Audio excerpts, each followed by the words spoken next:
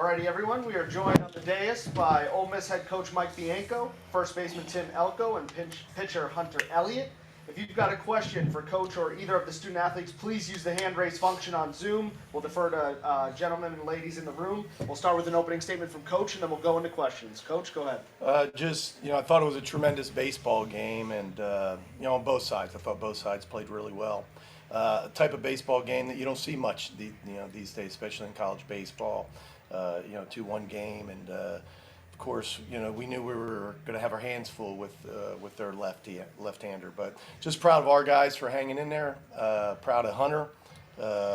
It certainly wasn't his best day, but the results were terrific. He just hung in there, and don't know many freshmen that can handle what he handled today. And what I just said, and Brad Henderson, our radio guy, asked. And it's true, to have success, I think especially in postseason, your stars have to show up and have to play well, but you need help from some other guys, maybe not your headliners. And through the past 2 days we've had that, but certainly in the seventh inning with bench, Gonzo and Elko coming to the plate where we didn't have a really good offensive day at all. We get 3 really good at bats from them to win the baseball game. Great. Thank you very much, Coach. If you have a question, again, please use the hand raise function on Zoom and use it early, but we'll start in the room. Hunter, you were battling from the beginning. Just kind of what let you keep fighting in those bases loaded situations and runner on second, no out situations like that? Just really trusting my stuff. Coach B always tells me my stuff's good enough to compete anywhere against anybody. So that's really just what stuck in my head that entire time. And I was battling, couldn't find the fastball, couldn't find the slider, change up anything early. But that's what makes starting sometimes hard is you can just continue to go and you have 3-4 innings to figure it out. And in the fifth, I kind of figured it out and started figuring it out late.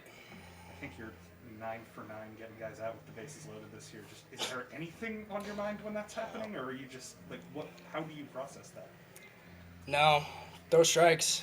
You can't walk people with the bases loaded or else give up a run. That's the biggest thing. That's really all I'm thinking, pound the zone. Tim, you've obviously been here before, had those big hits before. Just when you see Bench and Gonzo get up, are you expecting fastball? Are you going up there trying to ambush? Just kind of what's the approach there? My approach is always looking fastball and then Justin. So, they try to ice me a little bit and, go talk to the pitcher before, but, just stuck with my approach and, was a little fired up after JV and Gonzo had those good at bats. So, it's got a good pitch to hit and put a good swing on it. It's back-to-back days. The offense has put it together late. Just what is allowing you guys to stay in there, and even if you're struggling early, keep your heads up late? Just got to stick with it. They had hats off. Their pitcher just pitched really well today. Their starter is really good. Is making it tough on our lefties and even our righties as well. So he's a really good pitcher. So hats off to him. But hats off to our guys too for just sticking with it. And when that opportunity comes to get those runs, we were able to do it. I think it was 7 1/3 with 11 Ks from true freshmen today. Just the way those guys were able to step up in their first ever postseason outing. Just how impressive is that for somebody? You're right, Nick, and I don't know how many guys could have gotten through the first like Hunter did. True freshman, it looked like it was the script, right? And freshman playing on the road in a regional against the number 1 seed and wasn't going to be able to handle it. At least that's what it looked like, through the first 3 hitters. But he handled it, and it's one of the reasons that he's special. It's one of the reasons he's had so much success this year. Is he doesn't let the inning blow up on him. I wish we could bottle it up. He couldn't really answer. I wish we could bottle it up and give it to other people. But certainly, I think that was certainly the difference in the day, especially early. And then Nichols, who's, as you know, and you've seen us, has pitched well, especially the second half, maybe the last month. And he's been in some moments, in SEC play, but not as many as Hunter, and not as many certainly as BJ.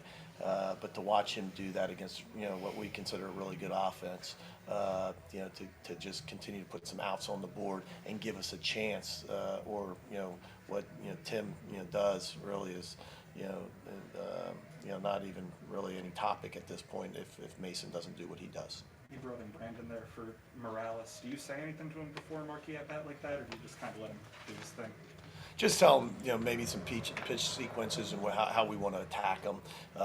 And I think it's tough for a few reasons. One, you have a closer; it's very emotional. Game's on the line. You're facing, arguably their best player, one of the best players in the country, and you're facing the middle of the lineup.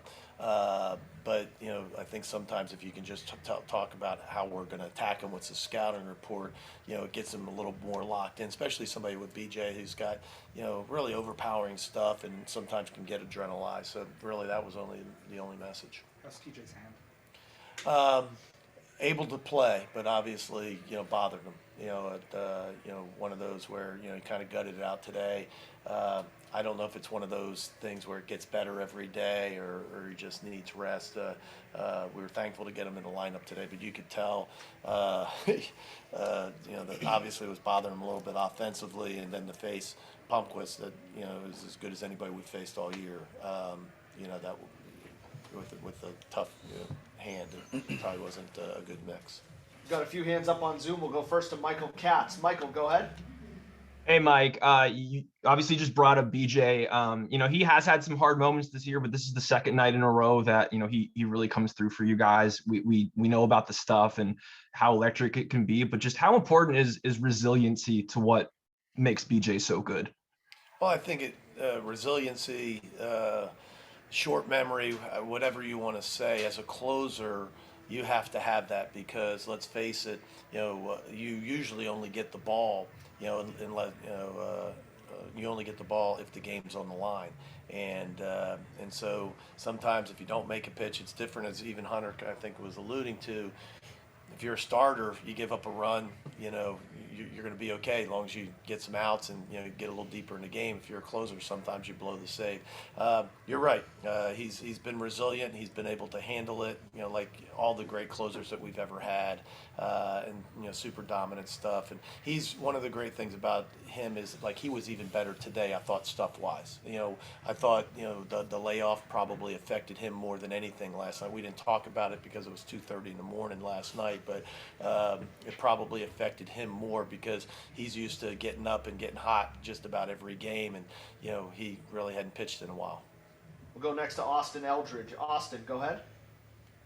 Hey, Hunter, specifically for you, you play in the SEC, obviously, which is some tough environments. Specifically this year, you pitched at Baum Walker and Alex Box and pitched very well. Do you think playing in environments like that in the SEC can help you in situations like this where the crowd's trying to get into it and get kind of raucous in the postseason? Absolutely. I don't know if there's a tougher crowd than Baum Walker for sure. But yeah, the SEC battle tests you. Even places like Kentucky and other places that we play on the road, they get after you, and it definitely prepares you for road environments like this. Got a couple more hands up. We'll go to Chris Muller from the Rebel Walk. Chris, go ahead. Can you give us a brief history of the phrase "Don't let the Rebs get hot" and how you've used it with your teammates? Just kind of came up whenever we started our little run there towards the end of the season. I don't know, it kind of just came out of nowhere. Was feeling it in the moment, and then it kind of just started a thing. So, I guess just don't let the Rebs get hot. And last hand up we have on Zoom is Cam Dyer. Cam, go ahead. Hey, Hunter, when you're battling another pitcher like Palmquist, just throwing up zeros after zeros, does that motivate you even more to go out there, or does that fire you up just to try to keep giving your team a chance? Fires you up a little bit, but yeah, you can't really think about what the other guy's doing. You just got to focus every pitch and try and put up zeros yourself. I knew our offense was going to get to him or the next guy at some point, so just had to give him a chance. Yeah. Susan? Hey, hi Tim. I don't know if anybody asked you this, but you were really pounding your chest there, and that was a very emotional scene. What were you feeling at that minute, and what was it like seeing your guys get really amped up outside the dugout? It's for moments like that. That's what you play for, just to see your teammates getting fired up with you, and that's what makes playing this game so fun is moments like that.